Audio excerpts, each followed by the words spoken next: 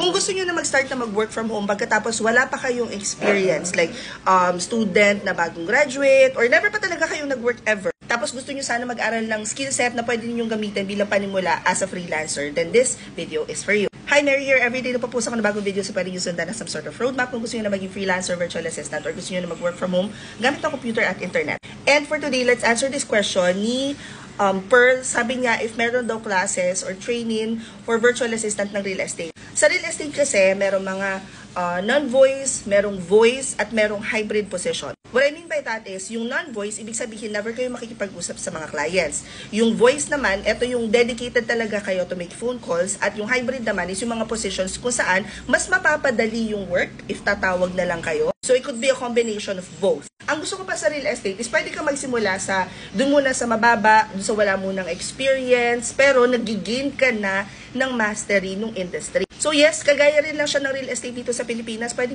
yung pag-aral. Siyempre, magsisimula muna kayo dun sa medyo client-facing, meaning makikipag-usap kayo sa telepono, at yun yung mga nakikita yung positions na appointment setting ang tinatawag. Meron din tinatawag na offline or non-voice na lead generation. So SMS, magsisend lang kayo ng text. May system naman na ginagamit doon, so wag kayong malito. Ang kagandahan pa sa mga real estate companies or yung industry na to is that most of the people that are hiring virtual assistants, meron na silang standard operating procedure or system in place. So ite-train nila kayo further kung paano nilang pinapatakbo yung negosyo nila. If you guys are wondering why I know a lot about this industry, because I've been doing this since 2011. So I went through intensive training para maging real estate virtual assistant nung unang panahon. And so far, yung natutunan ko no, nagagamit ko pa rin siya ngayon. Anyway, to answer Pearl's question, yes, we do have a real estate virtual assistance class. 8 hours ng intensive class to, and wala siyang internship just because, again, iba't ibang client, may iba-iba silang process. However, alam ko si AJ nagpapa-homework na rin siya ngayon. The good news about it is, 499 pesos lang siya. So imagine, 499 pesos, matututo ka na maging freelance. Kaya kung ako sa inyo, kung minapamaskuhan kayong bigay ni Ninong na 500, what if i-enroll nyo dito at i-invest nyo sa sarili? Malay nyo, ito na yung sign na inintay nyo. Anyway, if you guys wanna enroll, i-click nyo lang itong link sa bio ko. Pag hindi gumana yan, copy and paste sa browser. Pwede din naman kayong pumunta sa Instagram ko, i-click nyo lang to. At kapag hindi gumana naman yung sa TikTok at sa Instagram, pwede kayong pumunta sa Facebook, hanapin nyo na lang yung post na to at ililink ko sa mismong caption. Ganon din naman sa YouTube, ilalagay ko na lang sa description box. So just to give you an overview, pag click nyo tong link sa bio ko, bubuksan niya tong page na to,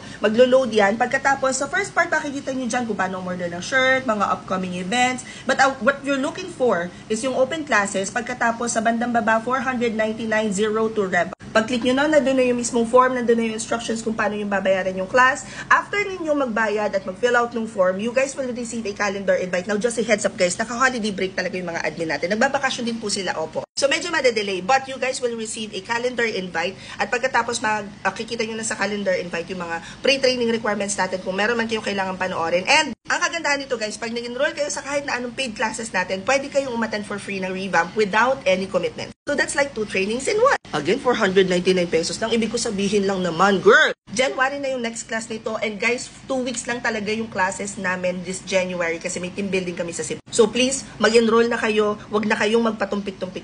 Comment any questions you guys have about working from home. Follow for more work from home chismis. Bye!